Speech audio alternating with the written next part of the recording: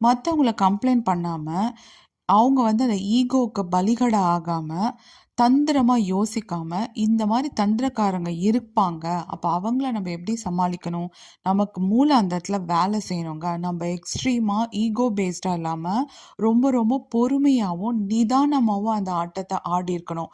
ஒருத்தர் வந்து அவரோட வாயால அழிஞ்சாருன்னா, அதுவும் நம்ம கத்துக்கணுங்க. பயங்கரமா நம்ம வந்து எமோஷன்ல வாய விட்டுடுறோம். பேட் வேர்ட்ஸ் பேசுறதெல்லாம் வந்து அந்த நேரத்துக்கு நல்லாருக்கும்.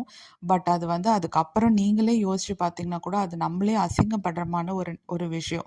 அந்த மாரி வேர்ட்ஸ வந்து நம்ம கரெக்ட்டா பயன்படுத்தணுன்றத இந்த இடத்துல நம்ம கத்துக்கணும். அடுத்து வந்து இந்த மாரி நம்மள ட்ரிகர் பண்றாங்களா, நம்மள எமோஷனலா அவங்க வந்து அட்டாக் பண்றாங்கன்னா, நம்ப அதுல வந்து விட்டு குடுத்துறக்கூடாது. நம்ம எமோஷனலா பேலன்ஸ்டா இருந்து, நிதானமும், பொறுமையா இருந்து எப்படி நடந்துக்கணும்னு யோசிச்சு தாங்க நம்ம அந்த இடத்துல மூவ் பண்ணணும்.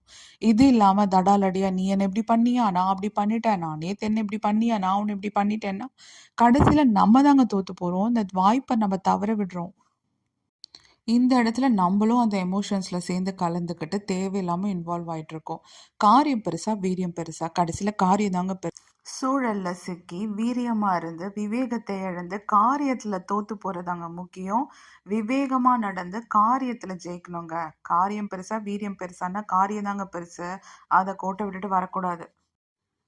வீட்ல சண்டை வந்தாலும் சரி, ரிலேட்டிவ்ஸ் நம்மள வந்து தூண்டி விட்டாலும் சரி, அந்த இடத்துல நின்னு யோசிங்க. நம்ப எப்படி நடந்துக்கணும் அப்படின்றத யோசிச்சு, அதுக்கேத்த மாரி நடந்துக்கங்க. அத விட்டுட்டு அவங்க சொன்னாங்க, நம்ம திரும்பி சண்டை போட்டு கத்துறது, இதெல்லாம் இன்னையோட விட்டுடுங்க. அது விட்டுறது தான் நமக்கு நல்லது. கத்துறதுனாலயோ, இல்ல வந்து நம்ம வந்து டிஃபெண்ட் பண்றதுனாலயோ யாரும் மாறிட போறதில்ல. நம்பளால நம்ம சொல்லியும் யாரும் மாறப் போறதில்ல. ஸோ நம்ம வந்து அந்த நேரத்துல எப்படி நடந்துக்கணும்? நம்மளுடைய நிதானத்தை இழந்துறக்கூடாது. நம்மளுடைய பீஸ் ஆஃப் மைண்டும் ரொம்ப முக்கியங்க 2வது. அந்த பீஸ் ஆஃப் மைண்ட் வந்து நம்ம இழந்துட்டோம்னா, அப்படியே அந்த நாளும் போகாது. அடுத்த எனர்ஜி லெவலே நம்ம ஒர்க் பண்ண முடியாது. ஸோ உங்களோட பீஸ் ஆஃப் மைண்ட பாதிக்கிற மாரி ஏதாவது இருக்கா? அந்த இடத்துல எப்படி நடந்துக்கணும்? அந்த இடத்துல ஒண்ணு நகர்ந்து வந்துருங்க. இல்ல பொறுமையா இருந்து உங்களுக்கே தோணும் இது இந்த இந்த இடத்துல நம்ம எப்படி பேசணும் அப்படின்ட்டு. அந்த மாரி யோசிச்சு சிந்தித்து செயலாற்றுங்கள்னு நம்ப கிருஷ்ணர் சொல்வாருங்களா? அந்த மாரி சிந்தித்து தாங்க செயலாற்றணும். ஓகே. இது என்னோட சிந்தனை. உங்களுக்கு என்ன தோணுதுன்னுட்டு கண்டிப்பா கீழ கமெண்ட் பண்ணுங்க. இந்த பெர்ஸ்பெக்டிவ்ல நீங்க யோசிக்கிறீங்களா? நீங்களும் என்ன மாரின்னா, கண்டிப்பா கீழ கமெண்ட் பண்ணுங்க. வீடியோ புடிச்சிருந்தா மறக்காம லைக் பண்ணி, சப்ஸ்கிரைபும் பண்ணுங்க. தொடர்ந்து பயணிப்போம்.